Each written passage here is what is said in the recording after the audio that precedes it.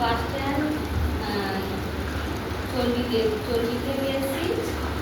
এবারে আমার মেয়ে 4 বছর হচ্ছে কি পিছনে একজন গলায় দড়ি দিয়ে মরেছিল। সে একটা মেয়েকে হচ্ছে কি মেয়ের সঙ্গে তার প্রেম ছিল, সে কী করেছিল মানে সেই মেয়েটার জন্য আমাদের ঘরের পিছনেতে এসে আত্মহত্যা করেছিল।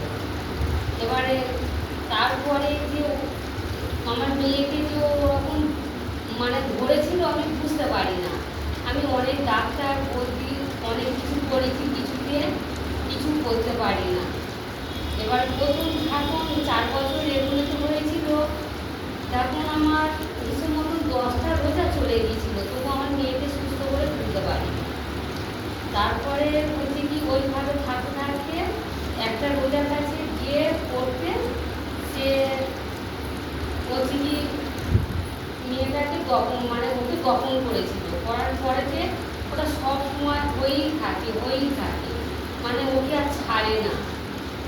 এবারে এই 4-5 মাস হবে ও ভালো ছিল।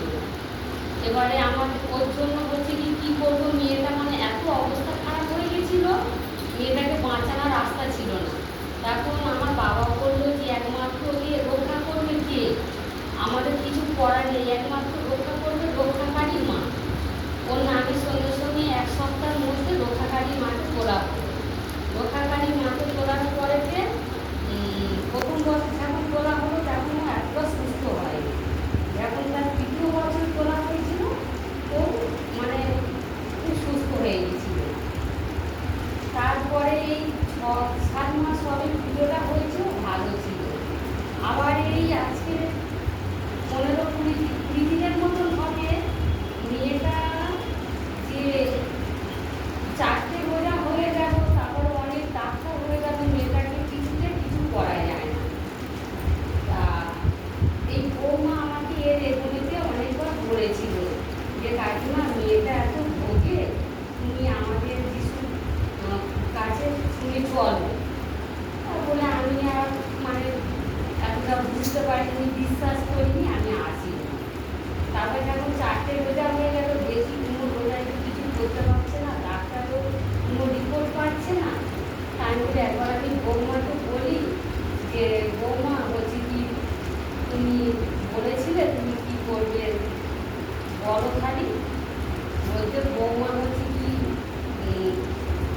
সেই দিনে কি মানে কোনোদিন ওইভাবে মেয়েটাকে মানে পুরো মরার মতো রাস্তা হয়ে গেছে, বাঁচাবার কোনো রাস্তা নেই। এবারে বৌমা কী করবো খবর দিল, বললো ওই মায়েদেরকে, বলার পরেতে হচ্ছে কি মায়েরা গেল, যাওয়ার পরেতে ঝা করার হচ্ছে কি পবিত্র জোরেতে মায়েদের জোরেতে আমার মেয়ে 1 ঘন্টার মধ্যে আমার মেয়ে সুস্থ হয়ে গেল।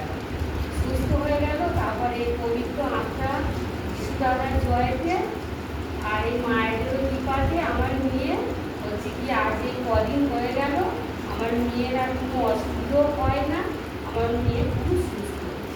তাই অসংখ্য